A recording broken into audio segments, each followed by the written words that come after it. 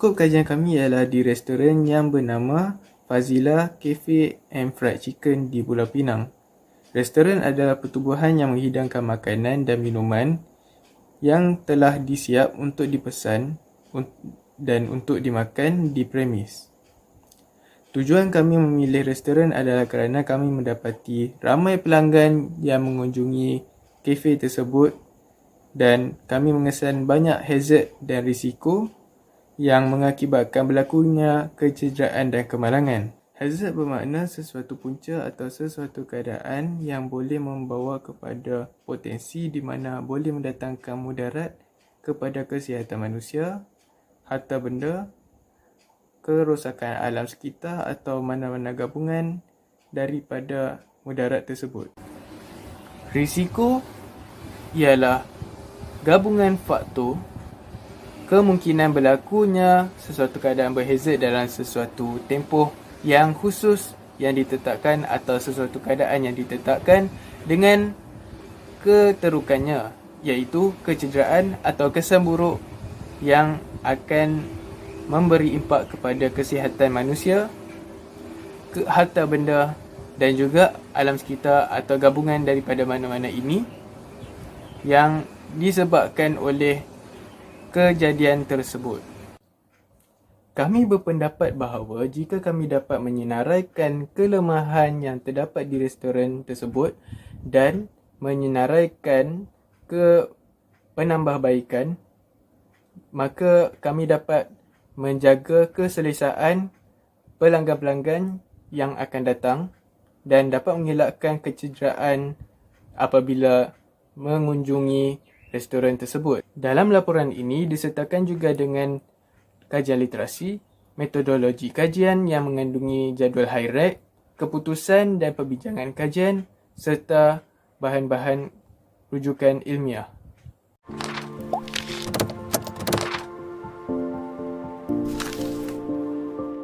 Dari segi metodologi kajian, kami menjalankan 3 fasa iaitu fasa permulaan, fasa pengumpulan data dan juga fasa akhir. Pada fasa permulaan, soalan yang kami dapati dalam menjalankan kajian ini ialah apakah hazard yang terdapat di restoran tersebut, apakah magnitude, likelihood dan juga severity untuk setiap hazard dan juga langkah-langkah untuk mengatasi setiap hazard. Untuk fasa kedua iaitu fasa pengumpulan data, kami mengunjungi restoran tersebut pada 17 November 2020 untuk mengumpul beberapa bukti hazard dan mengenal pasti hazard yang berada di sekitar restoran, di luar restoran dan di dalam restoran. Aktiviti yang kami lakukan adalah berdasarkan carta alir yang terdapat di lampiran A, iaitu pada mulanya kami meninjau di sekitar kawasan restoran, kemudian di bahagian luar restoran dan akhir sekali di dalam restoran. Terdapat banyak hazard yang kami dapati di luar restoran, di sekitar restoran dan juga di dalam restoran.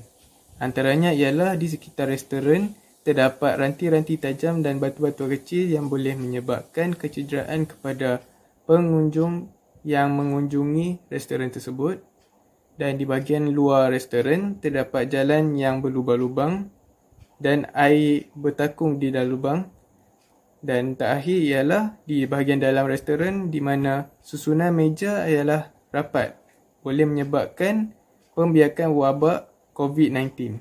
Untuk fasa ketiga iaitu fasa akhir, selepas mengambil data, kami menjadualkan data tersebut ke dalam jadual high-rate.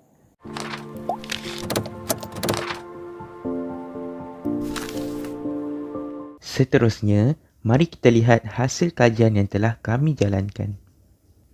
Secara umumnya, hazard terbagi kepada 3 kategori. Hazard keselamatan, hazard kesihatan dan juga hazard alam sekitar. Seperti yang boleh kita lihat, meja dan kerusi disusun dengan tidak teratur dan sangat rapat pada satu masa. Hal ini akan mengundang kepada perkara yang berbahaya dari segi keselamatan maupun kesihatan. Dari segi keselamatan, keadaan ini boleh menyebabkan pelanggan kedai terjatuh dan terluka. Pada masa yang sama, pekerja juga sukar untuk bekerja kerana sukar bergerak di kawasan yang sempit. Dari segi kesihatan pula, susunan meja dan kerusi yang rapat akan mengundang kepada penularan COVID-19 berlaku dengan lebih cepat dan mudah kerana tiada penjarakan sosial.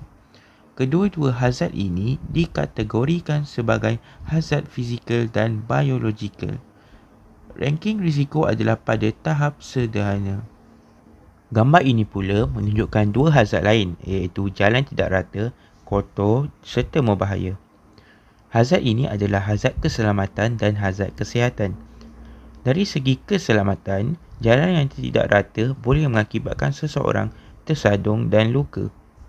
Di sini juga terdapat banyak benda tajam seperti ranting kayu, batu yang boleh mengundang kepada kecederaan jika terlanggar ataupun terpijak. Bagi kesihatan pula, jalan tidak rata dan berlumpur akan menyebabkan air bertakung yang berkemungkinan untuk menjadi kawasan pembiakan nyamuk dan haiwan perosak. Keadaan ini seterusnya boleh mengundang kepada demam denggi. Kedua-dua hazard ini dikategorikan sebagai hazard fizikal dan biologikal. Ranking risiko adalah pada tahap yang rendah. Hazard seterusnya adalah restoran yang terletak di sebelah kawasan lalu lintas yang sibuk. Hazard ini adalah hazard keselamatan dan kesihatan. Asap kenderaan mengeluarkan bahan kimia yang sangat tidak baik untuk kesihatan pelanggan. Makanan akan lebih mudah rosak dan tercemar dengan bahan kimia yang dikeluarkan oleh egzos kenderaan bermotor. Selain itu, kebarangkalian untuk berlaku kemalangan adalah sangat tinggi semasa melintas kerana kawasan lalu lintas yang sibuk penuh dengan pengguna jalan raya dan pemandu yang memandu secara tidak berhemah. Terdapat banyak kawasan blind spot yang akan menyukarkan lagi pemandu untuk melihat orang yang sedang melintas, terutamanya pada waktu malam. Kedua-dua hazard ini dikategorikan sebagai hazard fizikal dan biologikal. Ranking risiko adalah pada tahap yang sederhana.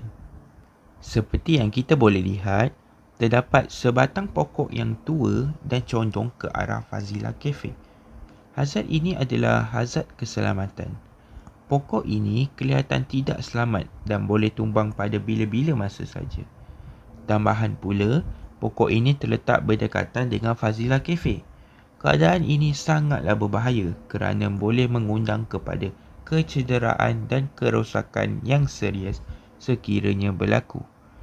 Ranting-ranting yang rapuh juga berkemungkinan patah dan jatuh di atas kepala sesiapa saja yang lalu di kawasan tersebut. Hazard ini dikategorikan sebagai hazard fizikal.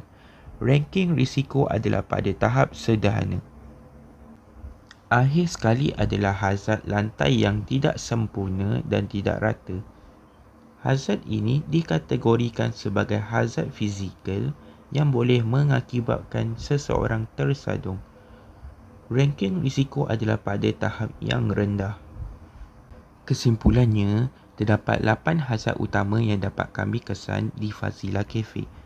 Yang pertama adalah tempat yang sempit, susunan meja dan kerusi yang rapat, jalan tidak rata, banyak batu dan ranting kayu yang tajam, kawasan yang berlumpur dan bertakung, kesesakan lalu lintas, keadaan pokok yang meragukan dan lantai yang tidak sempurna.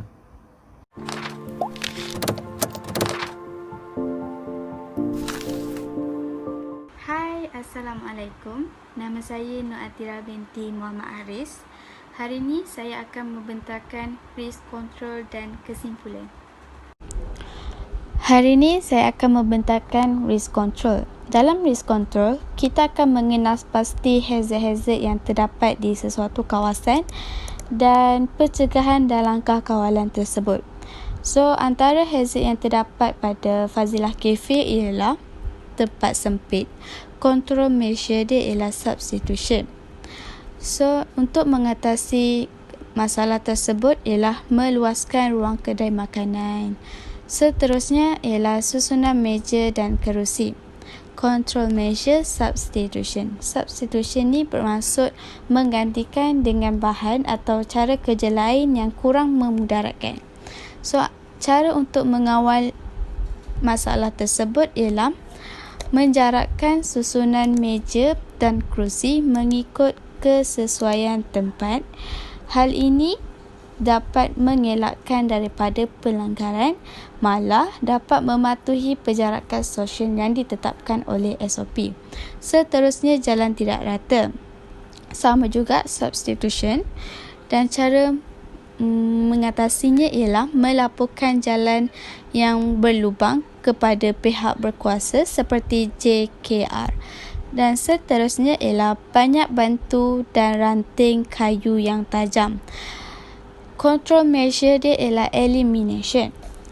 So, elimination ni bermaksud mengeluarkan atau membuang hazard yang berasal dari peralatan, proses kerja, bahan kerja atau persekitaran tempat kerja yang berbahaya untuk melindungi pekerja. So, cara untuk mengawal hazard tersebut ialah menghapuskan benda-benda yang tajam dan menghapuskan benda-benda tajam yang mengganggu jalan. Seterusnya, kawasan kotor, berlumpur dan air bertakung. Control measure elimination. So, cara untuk mengawal hazard tersebut ialah gotong royong membersihkan kawasan yang kotor dan berlumpur. Hal ini dapat mewujudkan persekitaran yang lebih selamat dan mengurangkan risiko penyakit. Seterusnya, kesesakan lalu lintas. Control measure PPE. Cara mengatasi ialah meminta bantuan polis trafik supaya sentiasa mengawal keadaan di sana. Seterusnya ialah keadaan pokok yang tidak selamat. Control measure elimination. Risk control ialah menebang pokok tersebut. Hal ini dapat mengelakkan daripada orang awam daripada terkena sebarang kecederaan yang mungkin tidak jangka berlaku. Seterusnya ialah lantai tidak sempurna dan tidak sama ketinggian. Control measure substitution. Membaiki dengan menggantikan lantai marmar yang baru. Hal ini kerana supaya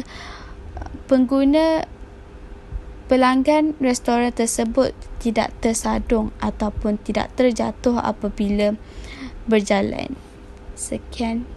Assalamualaikum. Hari ini saya akan membentangkan kesimpulan sepanjang kajian yang telah kami jalankan. Kesimpulan yang kami perolehi sepanjang kajian yang telah kami jalankan ialah kajian ini dijalankan untuk mengawal risiko yang terdapat di kawasan sekitar kajian kami iaitu Fazila Cafe and Fried Chicken dan membekalkan kompilasi yang komprehensif mengenai hazard yang mengancam nyawa pengguna restoran tersebut, dan kami berharap dalam pembentukan kajian ini pihak yang berkenaan mengambil tindakan yang sepatutnya untuk mengawal risiko yang berlaku di kawasan restoran tersebut.